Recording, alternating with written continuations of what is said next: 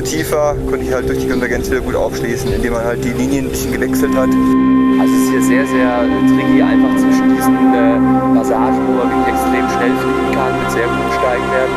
Und auf einmal hat man 10 Kilometer, wo man wirklich auf Flachland umschalten muss. I think it's really about shifting gears, knowing when is the appropriate time in the task to lead out and to push hard, and when is the appropriate time to just slow down and join a group. How long have you been flying here at your home? 17 years. The paraglider pilots arrive exactly the same when the monarchs come. It's consistently good flying and great people. Welcome back to Valle de Bravo in Mexico.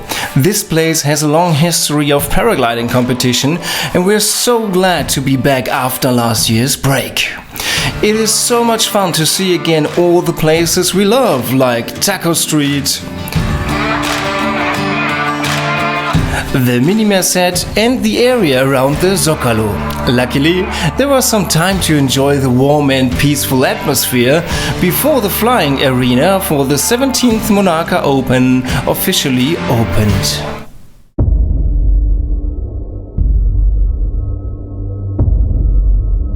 Before the competition started, the opening ceremony was held in the neighboring community of Temascaltepec with some ancient customs. The atmosphere was dense and mindful when the gods in this ceremony were asked to look after the pilots during the competition.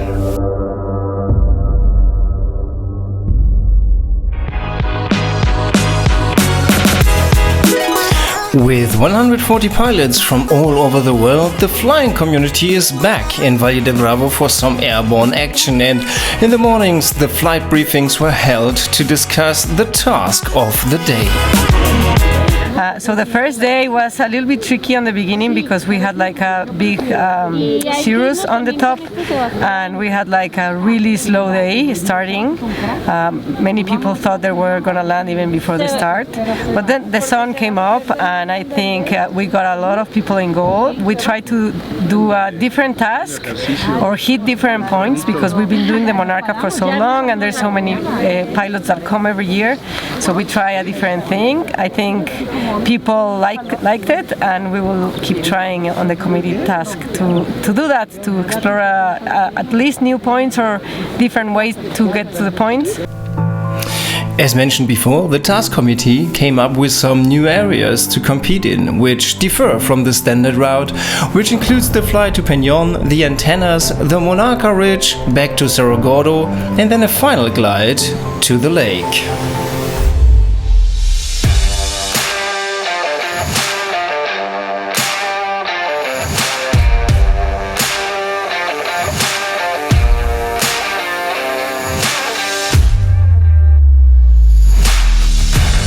Time to spread their fabric wings and leave the ground. With around 15 kilograms, the paragliding equipment is not really heavy, but capable of carrying the pilots on some days of the competition over 100 kilometers across the countryside.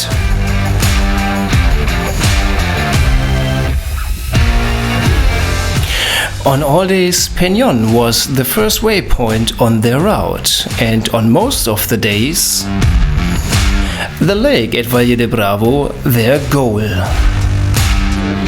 It's been really nice, the competition. We have had different tasks. Yesterday was a new task, and I've never been to that area before. It was nice to go to a different area, more to the southwest. Oh, the weather has been very nice so far. We had yesterday some stronger north winds, but the task committee has been doing a very good job. So they sent us over to the flats over there a little bit and kept us away from the high terrain and the mesa for the reason that the winds are around 3,000 feet were forecasted to be very, very strong from the north. So that worked out really well, and the other tasks have been very nice conditions, light winds. I think it was task 2, we had some shading going on over one of the turn points, so most of the field bombed, but it was a good battle, so still a few people made goals, so conditions have been very nice. Because there was such little water in the lake of Valle de Bravo, it was safe to use the landing zone directly at the lake, as there was enough space even with many pilots arriving at the same time. For the spectators, this offered a unique and convenient opportunity to watch the pilots land after finishing their competition task. We had really good weather, first of all, although it was a little bit strange weather, but the task committee set some really unique, really interesting tasks. So the first couple days, I guess I felt like I was getting warmed up. The next couple days I started really kind of hitting my stride. I have a new glider. It's a beautiful Peak 5. Then yesterday we had a difficult task north, and I screwed it up a little bit. So today I was like, I've got to get it right. But today went really well. We had a low base to start with, and it was a little bit difficult, but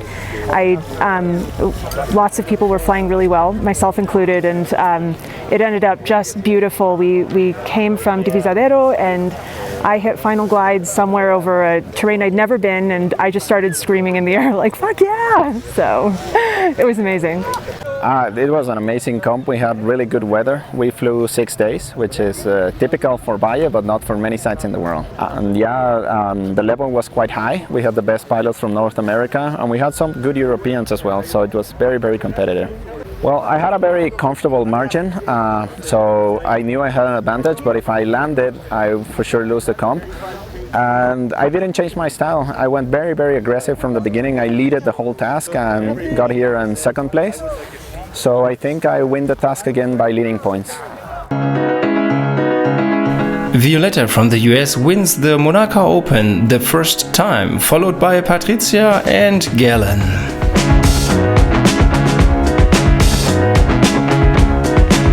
In the open class ranking, Manuel Quintanilla from Mexico flies faster than everybody else, followed by Brad and Matt from the US. In the nations ranking, the United States win the Monarca Open, followed by Mexico and Norway.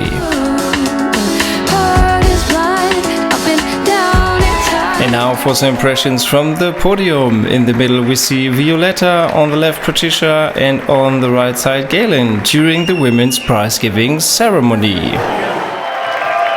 Now some impressions from the overall class prize-giving. In the middle we see Manuel Quintanilla, on the left side Brett Genuzio, and on the right side Matt Hensey from the US. And for health regulations, we only see one person representing their nations, with the US, Mexico and Norway on the podium.